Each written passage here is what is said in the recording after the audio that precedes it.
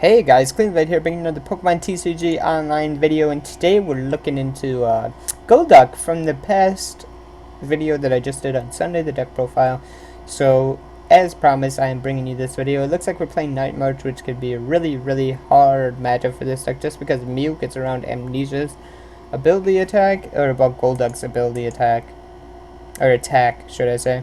Because, let's put it this way, we cannot stop his Poke ability. We could run Garbodor in the deck, stuff like that, but I don't think it's worth it overall, and it basically really shuts us down quite hard, if you ask me. We're hoping, I can't remember if we go first here, but we're hoping if we do, we hit a Wally, which is kind of strange to hope for, but it's basically so we can't get the turn 2 KO on Psyduck and win the game instantaneously, if that makes sense. We basically don't want to give up early prizes, and we kind of just want to stall out our opponent. So here, before I do anything, I'm going to Trainer's Mail, and we do get the Verbank at least. So here I can Verbank Laser, Ultra Ball. I'm going to discard the Water Energy just because I didn't want to discard the Crushing Hammers. We're going to Shaman here, and then I'm going to N. Unfortunately, we don't really draw anything, but we do get the KO and the Joltik overall, so it doesn't really matter all that much. So having the Psyduck just sit here is kind of bad. He needs a Dimension Valley, DCE, and a couple Battle Compressors, and he gets the KO, which is really bad for us. We hope we end up into a bad hand, and if we did, we probably won the game right away, since we did not draw the second laser, but I'm pretty sure we got it off of our prizes, so that would pretty much just end the game right off there. But we do see the Dimension Valley getting rid of my Verbank, and this is where things get a little bit hairy. We do see the Mew, and we could see an Ultra Ball for a Shaman or a Jirachi, something like that, and it'd just be really bad for us. We do see the Juniper probably discarding some Night Marchers, just the one Lampent, but that gives him almost enough to KO us. He needs 2 more in the discard. Pretty sure he had some sort of item cards to be able to accelerate his deck. He does get the Trainer's Mail. This would probably hit a Battle Compressor. But we do see the Muscle Band, so we are going to see the Muscle Band come down on the Mew, which I'm a little bit surprised, but he had double Muscle Band, so it explains everything. Here we'll probably see a Battle Compressor off the Trainer's Mail, yep, and that will lead to my dead Psyduck, which is very unfortunate early on with this deck. We really don't want to be losing early prizes like this. We really wanted to hit that turn 1 Wally.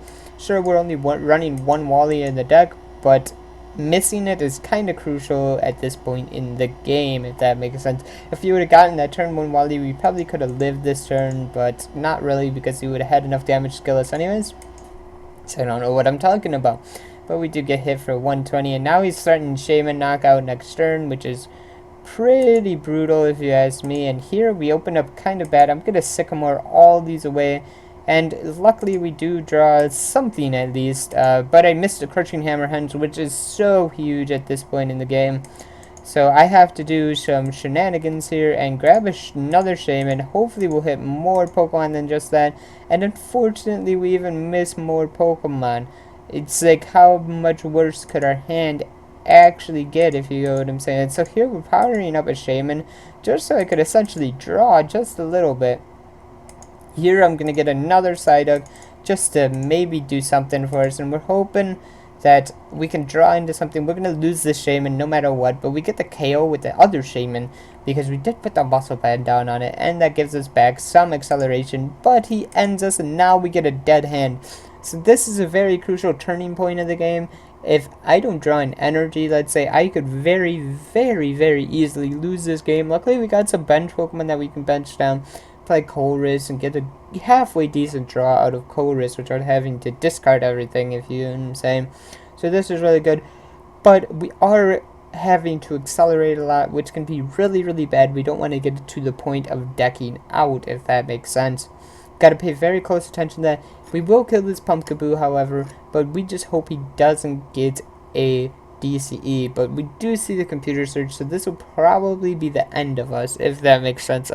These Mews just get around everything that we want to do. We don't run Garbodor because we run 3 Shaman, and we do see a Shaman, which is huge here. The odds of him not getting a DCE is so big, but if he doesn't have a Night Marcher, he could run out of Pokemon, if that makes sense, to bench. So we do see that 3 Pumpkaboos are gone, 2 Joltics are gone and 4 Lampents are gone. So this is a big thing to note here. He does take the KO, so Mew technically has no attack for right now, which is absolutely huge. We are going to be able to attack with our Shaman and finally be able to do something. I can Chorus here. Hopefully we can land this Crushing Hammer, and we do. It gets her the DCE. This is huge now.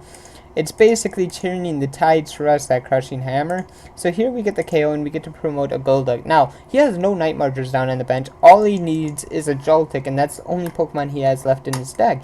But with Verbank up, we can basically just take Joltik prizes for free here. So this is a really big deal here. He's kind of in a bad position, seeing he over discarded his Night Marchers too early against the deck that he really didn't need to hit 180 on. So this is kind of big. The Crushing Hammer really changed the tides in this game. If it wasn't for the Crushing Hammer, I'd probably be really behind, honestly. But we do see the Joltik come down, and if he has the Dimension Valley Psychic Energy, we're in absolutely bad trouble. But if he doesn't, we do have a Lysander in our discard. We could VS Seeker Lysander the Joltik and kill it off, and then he still wouldn't have an attacker besides Sky Return, which would be fine by us. We do see Escape Rope and Pokemon Catcher prize from him, which is kind of a weird tech in Night March, but it's fine by us. We do see the Acrobike. We're really hoping he kind of whiffed here so that we could kill this Joltik. And if we do kill this Joltik, I think we might have game just sitting there and waiting for us. Here he misses another catcher. Well, not another catcher, his first catcher, but I meant the second one. Here we see Trainer's Mail, and we're really hoping he doesn't get a Dimension Valley. He gets an N, so this is just fine by me. I will take the KO on this Joltik if I can, and if I can't, I will be slightly sad, but we can always KO it again. We do see another Shaman, so he is getting a little bit of draw power. Hopefully he's whiffing some of his cards. I think he is because of that early Juniper early on, which kind of hurt him lose some energy, stuff like that. So I think that's what his problem is right at this moment. We do see electric energy come down, and we're just praying and hoping that he doesn't have an attacker. Though he can just amnesia me here, which is a pretty funny play. But luckily we do have the second Golduck ready to go. He's going to basically make it so we can't amnesia his Joltik next turn. But the cool thing about Golduck is that he does have free retreat. So this amnesia towards me basically did nothing because I can just go like this and kill this Joltik off now. And now we're in a really, really good position now. He has really no great attackers in his hand right now. Well, not in his hands, on his bench. So he could Sky Return me, but he does have yet another Joltik, which is absolutely catastrophically good here. So we do see the second energy come down, and an N, which kind of disrupts my momentum, which is not good for us. But we did get the Chorus, so the odds of us drawing like a energy here is actually pretty good.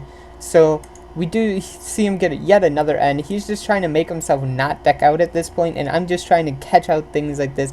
Though, I'd rather top deck the energy and maybe, I don't know, get into something halfway decent. But here, I will promote the Sprout because we don't have the VS Seeker or the Lysander here, which could be pretty crucial here. And I will just do this, get down another Psyduck, and play a Trainer's Mail, get a VS Seeker. We're basically getting everything that we need, kind of late into the game though. So here we're basically hoping he doesn't have a Lysander for game. If he does, we probably lost the game as it is, if that makes sense. We can't really play around, oh, let's not get Lysandered and win, because he's gonna, if he has Lysander, he's gonna use it and he's gonna get game, and there's nothing we can do about it. We haven't seen the Lysander yet from him. We do see the Dimension Valley and a DCE come down, and we do see yet another N, and I do lose the VS Seeker, which is absolutely huge here. We really need to draw the VS Seeker. If I don't draw the VS Seeker, we most definitely lost this game, but we do see a VS Seeker from my opponent, and that will probably just grab another N, seeing he doesn't have a Lysander in the graveyard, plus he already played an N. So here, if I don't draw the VS Seeker for an N, I lose the game. Now this does not mean I played this matchup poorly whatsoever. I actually played it quite well. The thing is there's just nothing I really could do, if that makes sense. Here I could actually get the KO on this Mew, but if it stays asleep, I'd rather not. But it doesn't, so this is huge, huge, huge, huge. if this would have stayed asleep, I could have just like amnesia'd, hope he stayed asleep, and bought myself a turn for this VS Seeker. That's why I didn't just instantly concede. I never knew if I would have drew something like that. Who knows? But seeing now that's not even an option, we'll just take the KO and the Mew. Maybe my opponent might misplay. I doubt it. He's been playing pretty good so far, so him misplaying is probably not in the option pool right now. But we played Golduck at a very good level. We basically kept up with Night March, even though he got kind of bad draws in the start. He opened up pretty good. We killed the Joltik right away. We did everything that we were supposed to do, but sometimes you just can't win certain matchups, if that makes sense.